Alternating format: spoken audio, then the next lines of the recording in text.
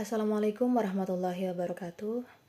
Perkenalkan, saya Eka Kartikawati dari Prodi Farmasi semester 2 kelas karyawan Universitas Peradaban Bumiayu. Pada kesempatan hari ini kita akan membahas tentang sistem endokrin dalam mata kuliah farmakologi yang diampu oleh Bapak Baidi Mulyanto. Sistem endokrin terdiri dari kelenjar yang tidak mempunyai saluran yang mengeluarkan hormon ke dalam aliran darah.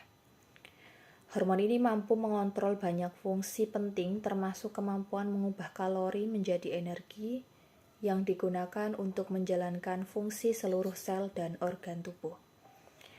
Atau dalam kata lain, hormon ini merupakan substansi kimia yang dibuat dari asam amino dan kolesterol yang bekerja pada berbagai jaringan dan organ yang mempengaruhi aktivitas seluler. Pembagian kelenjar pada sistem endokrin ini dibagi menjadi 5 bagian. Yang pertama, kelenjar pituitari. Yang kedua, kelenjar tiroid. Yang ketiga, kelenjar paratiroid. Yang keempat, kelenjar adrenal. Dan yang kelima, kelenjar pankreas. Yang pertama akan kita bahas yaitu kelenjar pituitari.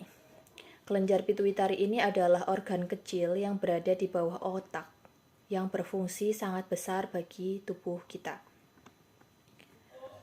Kelenjar pituitari terdapat dua bagian, yang pertama pituitari anterior dan pituitari posterior.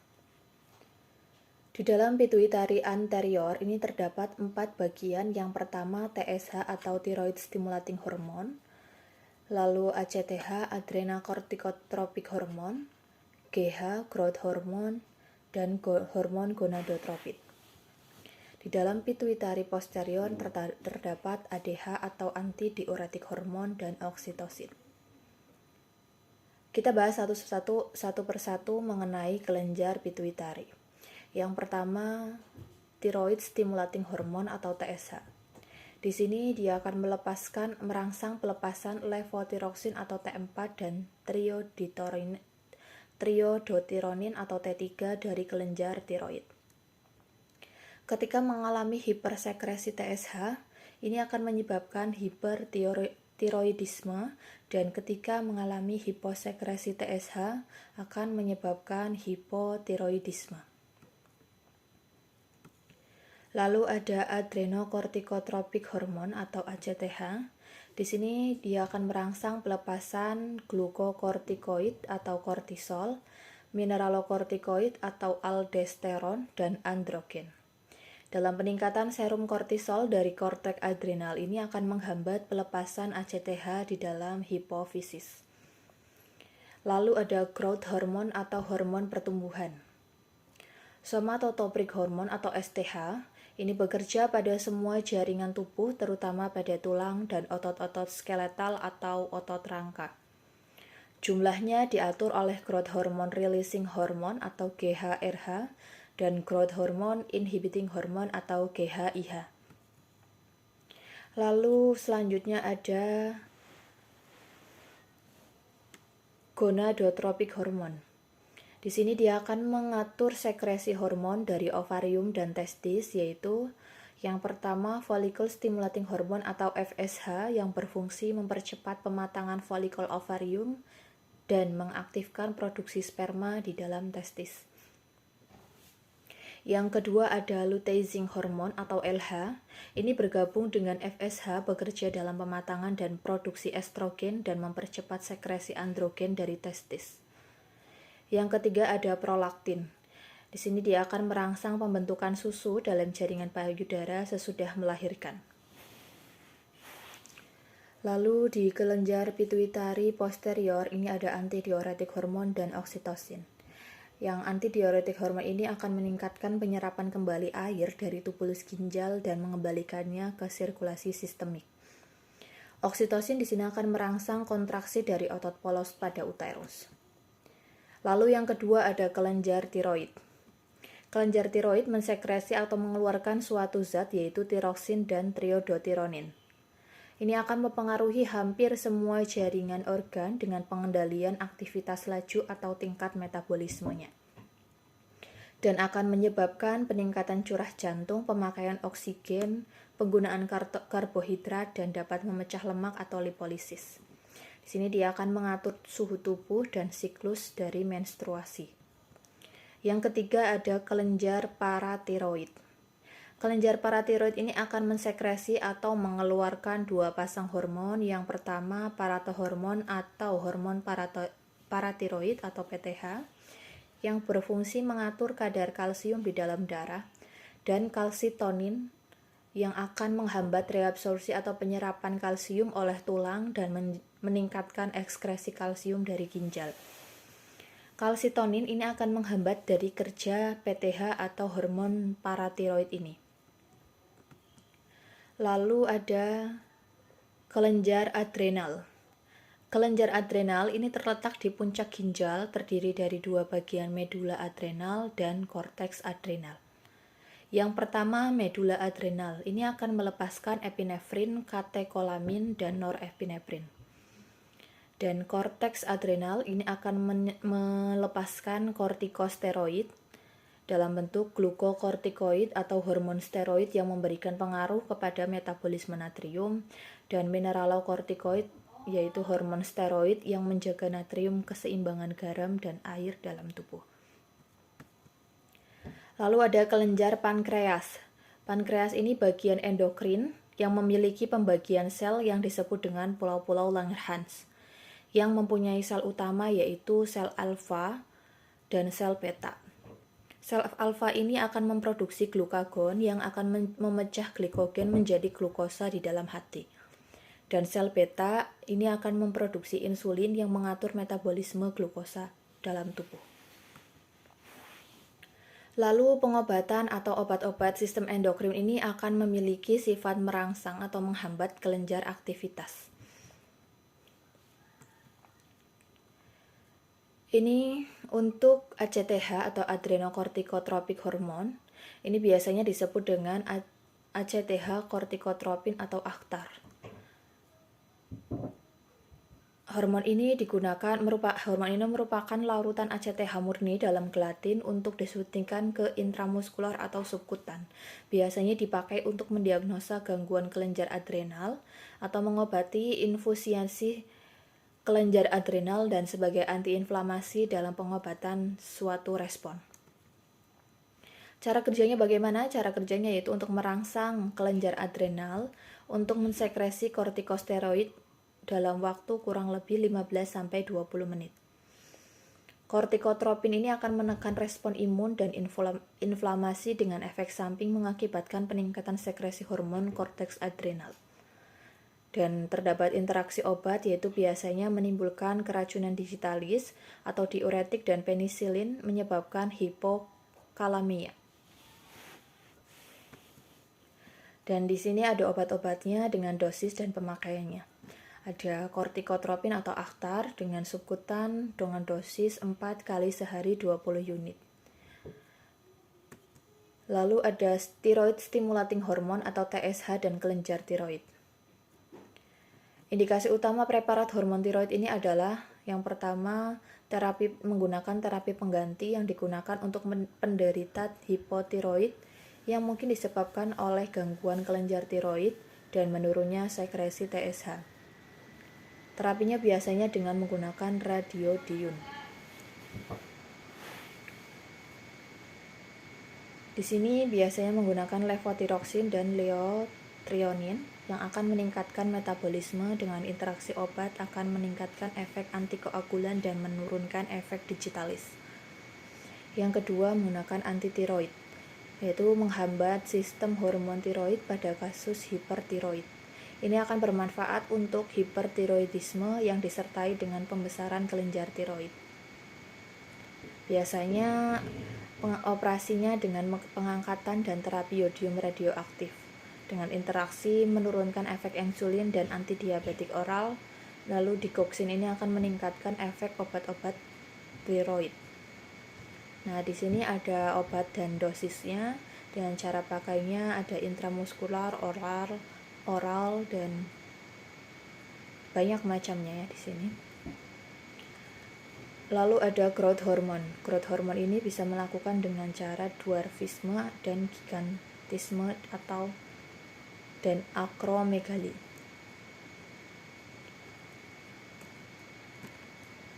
Definisi GH terlihat jika seorang anak tingginya jauh di bawah standar dan akan menyebabkan dwarfisme. Dwarfisme ini melakukan dengan cara pemberian GH selama beberapa tahun akan meningkatkan tinggi anak sebanyak 1 kaki. Dan pemakaian jangka panjang dapat menahan sekresi insulin dan menyebabkan diabetes mellitus. Yang kedua, gigantisme dan akromegali.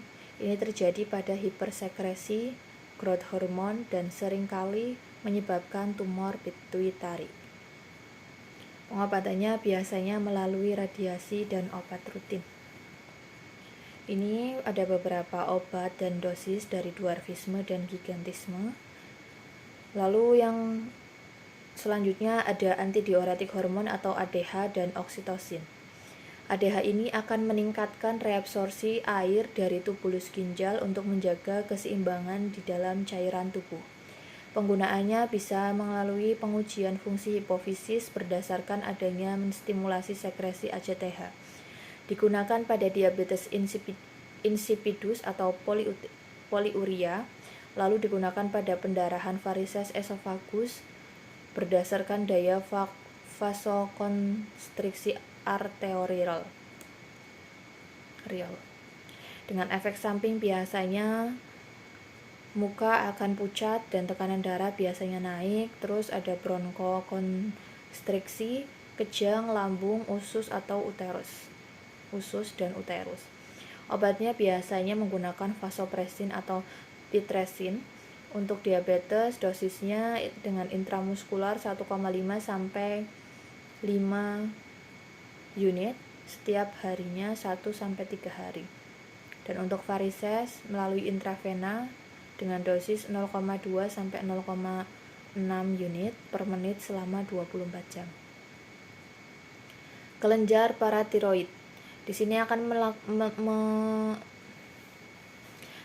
akan terjadi penurunan kalsium merangsang pelepasan PTH.